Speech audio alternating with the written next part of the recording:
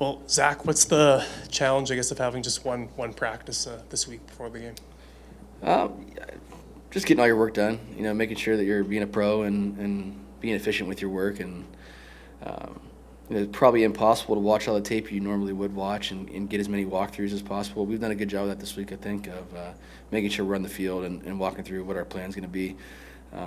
Guys have been really locked in, so it's been a good week. Obviously challenging when you haven't faced a team yet on a short week, right? So you don't have a ton of like a huge frame of reference with a new coordinator and everything, from our vantage point. So, but yeah, I think in these kind of weeks you gotta just kind of stick to what you know and rely on what your core is and your foundation and kind of lean on this. After now watching the tape from the Calgary game, what I guess kind of bugs you the most about how that one transpired? Yeah, always a couple plays that you want back. Whether they're decisions that you made or in my instance throws you missed. And it's collectively, I know the guys feel that way. So, yeah, it doesn't seem like too long ago because it wasn't too long ago, but we moved on to Ottawa. But a lot of things to clean up as always. You and Drew obviously have a special relationship. What's it like now, both being on different teams and him being a starter, obviously? I think it's just helped our relationship. I think just obviously more to talk about. Not just from a game planning standpoint, but just kind of the mental side of it. Obviously I've been playing a lot longer than he has, so being in his shoes before, not that he's new in Ottawa this year, but just being a relatively new starter, he has a ton of questions. I still have questions for him as well. Just Drew's a great guy. I love the guy like a brother, and just been really cool to watch his maturation. And I, like I said to you guys years ago, I think he'll just continue to get better and better. He loves the game. He's got a great coach over there, so. Yeah, it's been cool to watch. These past few years, having guys like Dalton and Kenny out there at the same time, and obviously that was a massive luxury. And now for injuries and Kenny being gone and stuff, obviously it's a much different receiver room that you're working with. What's that been like this year, not having those two, super duper stars, whatever you want to call them? I think you're leaving off Dembski as well. That's as a luxury, and obviously Drew Wolodarski played a ton of football for us. So we want to throw his name in there too. And obviously you can even probably add in Rashid. Rashid played a lot of football for us too. So to your point, it's been different. I think we're very talented. We're a younger group. We're very, very talented. It's been good to work with those guys. It's been a lot of fun. Kind of reteaching myself some of those kind of base level things and figuring out ways to articulate that to them. Not just through our coaching staff, but me and Nick and those guys too. So, again, a lot of talent in that room. It's my job to get those guys the ball in space and on time, and for all of us, again, collectively to focus on details and stuff like that. And they understand that, and we all understand what it takes. So, what's up? I look parched. Yeah, thanks.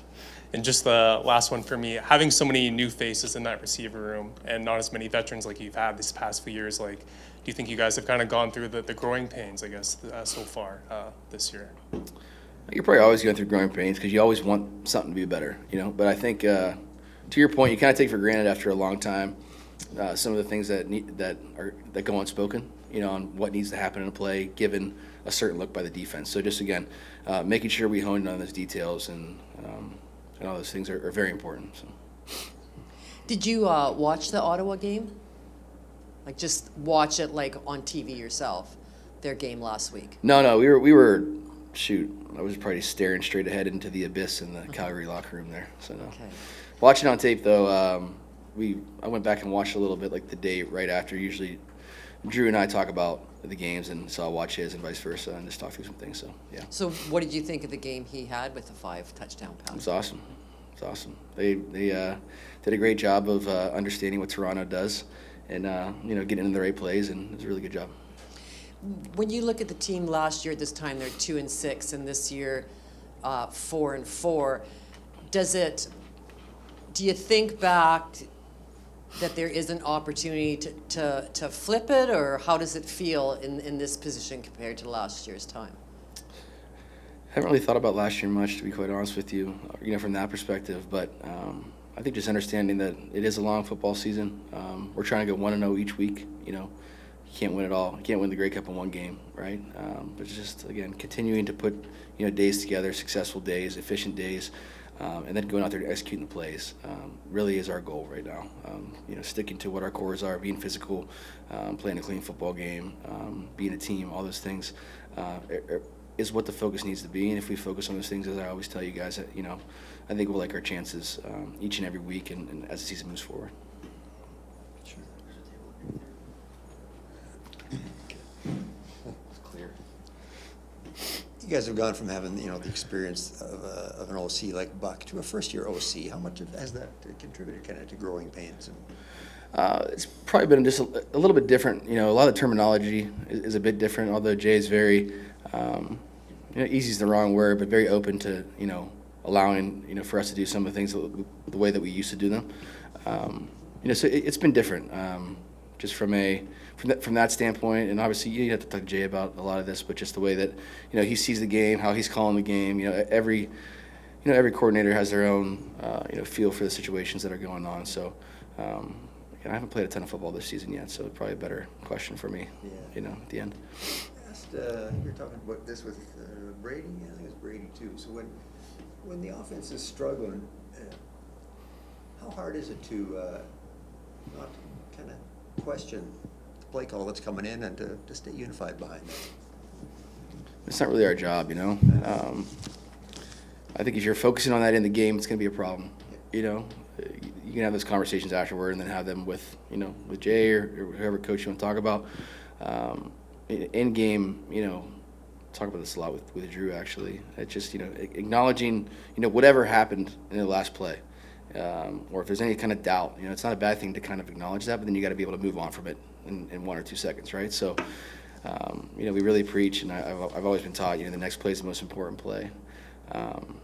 Snap and clear, having that mentality. So I just try to stick to that in the game, and it's probably why I don't show too much emotion, just kind of thinking about the next thing, right? So, back to Drew, is there a competitive fire or some extra fun? Is there ever a head-to-head, quarterback to quarterback, trying to outdo each other when he comes in so hot, especially a former teammate? I just want to win the game, man. I don't care if we handed the Brady 55 times. I just want to win the game. So, obviously, I always pray for everybody's health. I want everybody to be healthy after the game. And I'll say to them, before the game, don't play too well today. Most importantly, are you going to make time for the podcast tonight? Not today. Not today. Yeah. Oh wait, what are we talking about here? I thought you were talking about ours. No, your buddies. Oh no, I've heard about this. Yeah. I tell you, that GQ shoot, we've been tearing him apart in the group chat for that. Yeah. I had one more. With the changes you guys have in the secondary this week, does that, how much does that add maybe more desire for the offense to have a good game to make up for what could happen?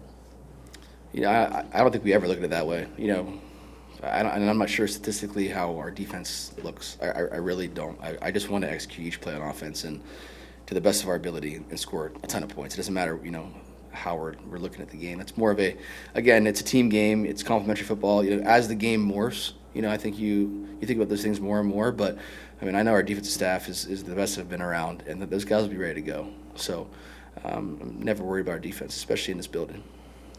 Thanks, guys. Thanks. Appreciate it, guys.